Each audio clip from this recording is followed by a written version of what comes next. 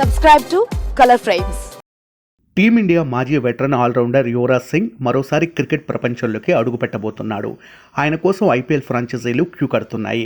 వచ్చే ఏడాది జరిగే ఐపీఎల్ సీజన్లో యువీ మరోసారి తన స్టామినాను చూపించబోతున్నాడు.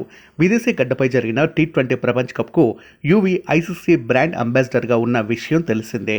అంతేకాదు ఇటీవల యువరాజ్ సీనియర్ క్రికెట్ లీగ్లోనూ ఆడాడు. అతని కెప్టెన్సీలో టీమిండియా పాకిస్తాన్ ఓడించి వరల్డ్ ఛాంపియన్షిప్ ఆఫ్ లెజెండ్స్ టైటిల్ను గెలుచుకుంది. ఈ టైటిల్ విజయం తర్వాత యువీ పేరు మార్మోగింది. దీంతో ఐపీఎల్ నిర్వాహకులు యువీని ప్రమోట్ చేసేందుకు సిద్ధమయ్యారు. ఈ నేపథ్యంలో యువీని దక్కించుకునేందుకు ఐపీఎల్ టీం ఓనర్లు సంప్రదింపులు జరుపుతున్నట్టు తెలుస్తోంది. నివేదికల ప్రకారం వచ్చే ఐపీఎల్లో గుజరాత్ టైటాన్స్ కోచ్ లేదా మెంటర్ పాత్రలో యువరాజ్ సింగ్ కనిపించవచ్చు. జీటీ ప్రధాన కోచ్ ఆశిష్ నెహ్రా ఫ్రాంచైజీకి good bye చెప్పనున్నారట.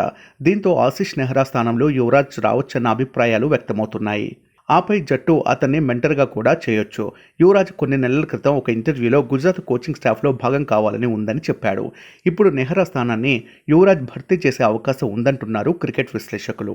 IPL 2022లో Gujarat టైటాన్స్ను CVC capital కొనుగోలు చేసింది. హార్దిక్ పాండ్యా కెప్టెన్సీలో మరియు ఆశిష్ నెహ్రా కోచింగ్లో జట్టు మొదటి సీజన్లో ఛాంపియన్గా నిలిచింది. అయితే 2023 ఫైనల్లో చెన్నై సూపర్ కింగ్స్ చేతిలో ఓటమిని ఎదుర్కోవాల్సి వచ్చింది. 2024లో హార్దిక్ పాండ్యా జట్టు నుంచి విడిపోవడంతో ఆ జట్టు ప్లే ఆఫ్కు అర్హత సాధించలేకపోయింది. దీంతో వచ్చే సీజన్ నాటికి జట్టులో మార్పులు జరిగే అవకాశం కనిపిస్తుంది. త్వరలో మెగావేలం జరగనుంది. గుజరాత్ టైటాన్స్ వాటాను సివిసి క్యాపిటల్ విక్రయిస్తోందని గతంలో వార్తలు వచ్చాయి.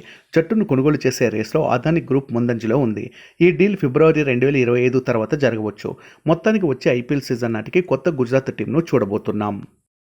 వీడియో మీకు నచ్చినట్లయితే ప్లీజ్ లైక్ చేయండి, షేర్ చేయండి, కామెంట్ చేయండి.